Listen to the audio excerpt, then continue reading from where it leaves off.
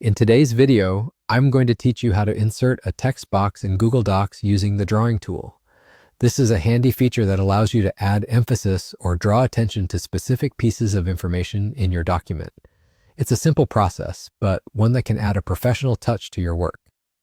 First, open your Google Doc where you want to insert the text box. Navigate to the top of the screen and click on the Insert menu.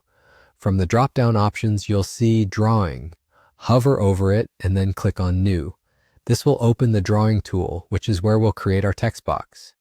Once you're in the Drawing tool, look for the text box icon, click on it, and notice how your cursor changes to a crosshair. Now, click and drag across the canvas to draw your text box. You can make it as large or as small as you need. Don't worry too much about getting the size perfect right now, as you can adjust it later. Next, let's talk about customizing your text box. If you wish to add some color to the background, look for the paint bucket icon, which is the fill color option.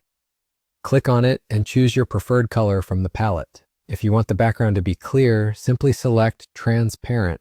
This is great for when you want to overlay text directly onto other content without blocking it out. Adding a border is another way to make your text stand out.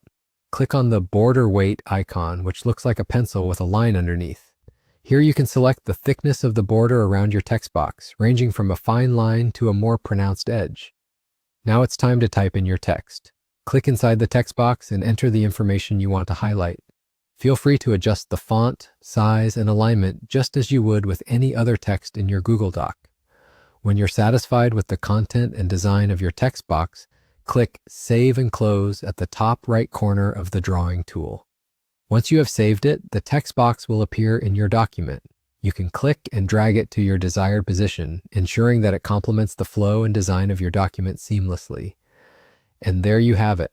That's how you can easily insert and customize a text box in Google Docs using the Drawing tool.